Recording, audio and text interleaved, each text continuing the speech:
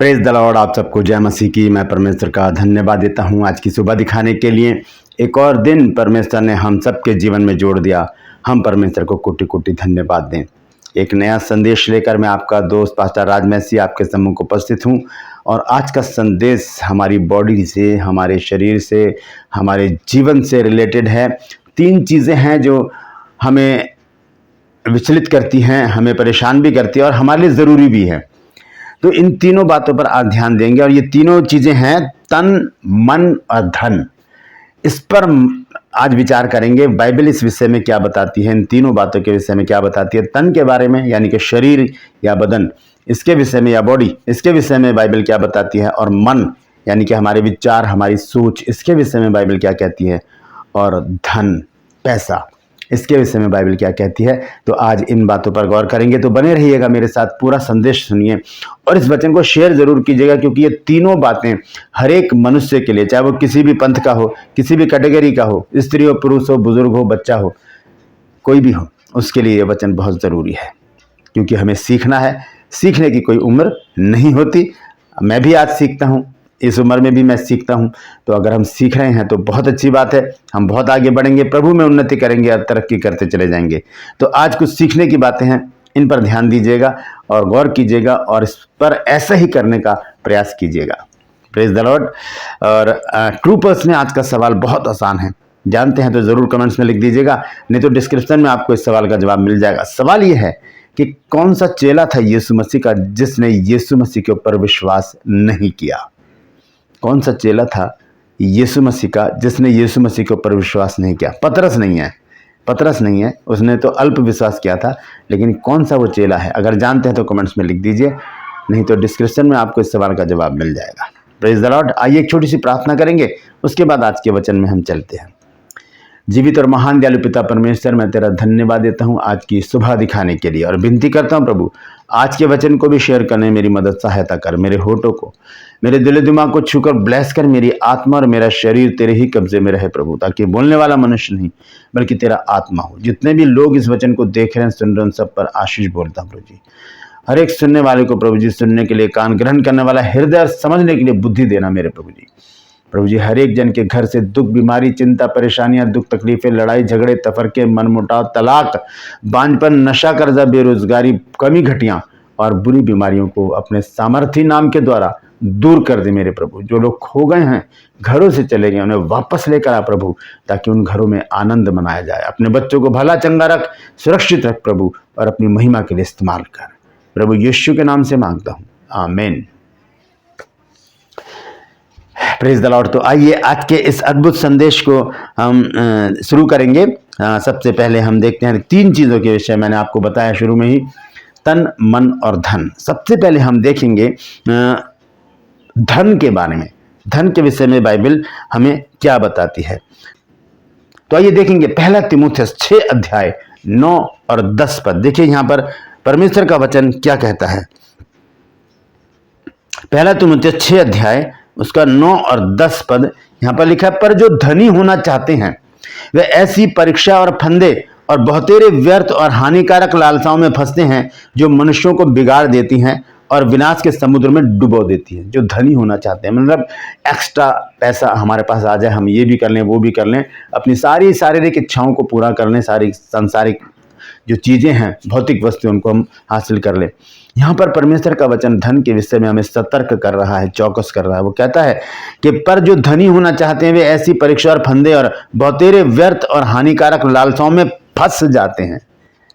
फंसते हैं, जो मनुष्य को बिगाड़ देती है और विनाश के समुद्र में डुबो देती है। 2 बातें लिखी है, बिगाड़ देना और समुद्र में डुबो देना, यानी कि नष्ट हो जाना। अब देखिए 10 पद में क्या लिखा है। क्योंकि रुपए का लोभ, रुपए मतलब पैसे का लोभ, पैसे का लालच, क्योंकि रुपए का लोभ सब प्रकार की बुराइयों की जड़ है, जिसे प्राप्त करने का प्रयत्न करते हुए कितनों ने विश्वास से भटककर अपने आप को नाना प्रकार के दुखों से छलनी बना लिया है। नाना प्रकार यानी कि तरह तरह के दुखों से लोगों ने धन के पीछे भागकर अपने आप को छलनी कर लिया है।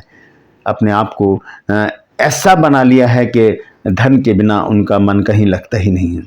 धन के पीछे भागने वाले लोग खाली हाथ ही लौटते हैं। स्पष्ट रीति से 9 और 10 आयत में संत पौलुस ने तीमुथियुस को लिखा है कि रुपए का लोभ सब प्रकार की बुराइयों की जड़ है। रुपए का लोभ, धन का लोभ। धन हमारे लिए ज़रूरी है, लेकिन अगर वो हमारी कमज़ोरी बन जाए तब हमारे लिए प्रॉब्लम्स खड़ी कर सकता है। हम धन को जब अपनी कमज़ोरी बना लेते हैं कि हमें इसके बिना रह ही नहीं सकते, हमें तो और पैसा चाहिए, तब हम बुरे कामों में लिप्त हो जाते हैं। किसी भी तरह से हमें पैसा चाहिए, चाहे हम 2 नंबर का काम करें, चाहे हम कुछ भी करें, हमें पैसा चाहिए तो चाहिए, क्योंकि थोड़ा सा पैसा अगर ज़्यादा हमारे पास आ जाता है तो फिर हमारी ज़रूरतें बढ़ जाती हैं और उसके बाद उन ज़रूरतों को पूरा करने के लिए मनुष्य अपराध में लिप्त हो जाता है। इसीलिए संत पौलुस ने यहाँ पर तीमुथियुस को समझाते हुए लिखा है, क्योंकि रुपए का लोभ सब प्रकार की बुराइयों की जड़ है, जिसे प्राप्त करने का प्रयत्न करते हुए कितनों ने विश्वास से भटक कर अपने आप को नाना प्रकार के यानी कि तरह तरह के दुखों से छलनी बना लिया है। ये धन के विषय में एक ऐसा पॉइंट है जिसे हमें जानने की ज़रूरत है। दूसरा पॉइंट और है धन के विषय में, वो हम देखते हैं नीति वचन की पुस्तक में। नीति वचन 30 अध्याय और उसका 7 और 8 पद। हमें करना क्या चाहिए धन के विषय में, यहाँ पर यह बात हमको समझाई गई है। नीति वचन 30 अध्याय उसका 7 और 8 पद। यहाँ पर लिखा है, मैंने तुझसे 2 वर मांगे, इसलिए मेरे मरने से पहले उन्हें मुझे देने से मुंह ना मोड़। परमेश्वर से बातचीत करते हुए नीति वचन का लिखने वाला कहता है कि मैंने तुझसे 2 वर मांगे हैं, लेकिन मेरे मरने से पहले इन्हें पूरा कर देना। देखिए 8 पद में वो क्या कहता है। वो कहता है कि अर्थात व्यर्थ और झूठी बात मुझसे दूर रहे। और देखिए नीचे बहुत अच्छी बात लिखी है, मुझे ना तो निर्धन कर और ना धनी बना, प्रतिदिन की रोटी मुझे खिलाया कर। प्रतिदिन की रोटी मुझे खिलाया कर, ये एक प्रार्थना हमारी होनी चाहिए। यानी कि प्रभु मुझे इतना धन मिल जाए, मुझे इतना पैसा मिल जाए कि मैं ये भी ले लूँ वो भी ले लूँ, नहीं। ये बहुत अच्छी बात यहाँ पर नीति वचन के लिखने वाले ने हमको समझाई। वो कहता है अर्थात व्यर्थ और झूठी बात मुझसे दूर रख, मुझे ना तो निर्धन कर और ना धनी बना, ना तो बिल्कुल गरीब कर दे और ना ज्यादा धनवान बना दे। एक लिमिट में रख मुझे, ताकि मैं तुझे भूल ना जाऊं। आगे लिखा है 9 पद को भी मैं पढ़ूंगा। यहाँ लिखा है, ऐसा ना हो कि जब मेरा पेट भर जाए तब मैं इनकार करके कहूं कि यहोवा कौन है, वह अपना भाग खोकर चोरी करूं और अपने परमेश्वर का नाम अनुचित रीति से लूं। चोरी करूं, वही जैसे संत पौलुस ने बताया कि धन का लोभ जो है वो क्या कर देता है, नाना प्रकार के दुखों से छलनी कर देता है। क्योंकि धन का लोभ करने के लिए चोरी भी करते हैं हम, और 2 नंबर के काम भी करेंगे। किसी भी तरह से हमें पैसा चाहिए तो हम कुछ भी करेंगे उसके लिए। लेकिन यहाँ पर नीति वचन का लिखने वाला हमें बताता है कि मुझे ना तो निर्धन कर और ना धनी बना, प्रतिदिन की रोटी मुझे खिलाया कर। ऐसा ना हो कि जब मेरा पेट भर जाए तब मैं इनकार करके कहूँ कि यहोवा कौन है, वह अपना भाग खोकर चोरी करूँ और अपने परमेश्वर का नाम अनुचित रीति से लूँ। दोस्तों, धन के विषय में ये बहुत बड़ी बातें मैंने आपको बताई हैं। दोनों वचनों को याद रखिएगा, पहला तीमुथियुस 6 अध्याय 9 और 10 पद, और नीति वचन 30 अध्याय 7, 8 और 9 पद। इन दोनों पदों को याद। ये तो धन की बात हो गई। अब हम बात करेंगे मन की। मन किसको कहते हैं? मन ये है हमारी सोच विचार, ये हमारा हृदय है। क्योंकि मैं सेल्फी कैमरे से वीडियो बना रहा हूं, तो इसलिए मैं अगर यहां पर दिल कहूंगा तो आपको उल्टा दिखेगा, इसलिए मैं दोनों हाथों को यूज कर रहा हूं। ये हृदय है और ये मन है। इन दोनों को अलग अलग कैटेगरी में रखा गया है। मन हृदय नहीं होता। मन सोच को कहा जाता है, दिमाग को क्या कहा जाता है, माइंड को कहा जाता है। ये मैं भी आपको स्पष्ट करूंगा। आइए देखेंगे यिर्मयाह नबी की पुस्तक 17 अध्याय 9 और 10 पद। यहां पर इस प्रकार से लिखा है, मन तो सब वस्तुओं से अधिक धोखा देने वाला होता है। मन सब वस्तुओं से अधिक धोखा देने वाला होता है, उसमें असाध्य रोग लगा है, उसका भेद कौन समझ सकता है। ये मन, इसमें असाध्य रोग लगा, इसमें बहुत सारी बातें चलती हैं, अच्छी भी, बुरी भी, गंदी भी, भली भी, हर एक तरह की बातें हमारे मन में, दिमाग में चलती रहती हैं। तो यहाँ लिखा है, मन तो सब वस्तुओं से अधिक धोखा देने वाला होता है, उसमें असाध्य रोग लगा है, उसका भेद कौन समझ सकता है। हमारे मन का भेद कोई नहीं समझ सकता, समझने वाला सिर्फ एक ही है, और वो है हमारा, मेरा और आपका प्रभु यीशु। वो हमारी सोच को भी सुन लेता है, पढ़ लेता है। 10 पद में देखिए क्या लिखा है, मैं यहोवा मन की खोजता और हृदय को जांचता हूं। दोनों बातें अलग कर दी गई हैं, मन और हृदय। लिखा, मैं यहोवा मन की खोजता, यानी कि मन की खोजबीन करता है परमेश्वर कि हमारे मन में क्या चल रहा है। यहाँ पर लिखा स्पष्ट रीति से कि मैं यहोवा मन की खोजता और हृदय को जांचता हूं, ताकि प्रत्येक जन को उसकी चाल चलन के अनुसार अर्थात उसके कामों का फल दूं। प्रत्येक जन को उसके कामों का फल देने के लिए परमेश्वर कहता है, वो कहता है कि मैं मन की खोज करता हूं, मन की खोजबीन करता है। हमारे मन में क्या चल रहा है परमेश्वर अच्छी तरह से जानता है, बहुत अच्छी तरह से जानता है।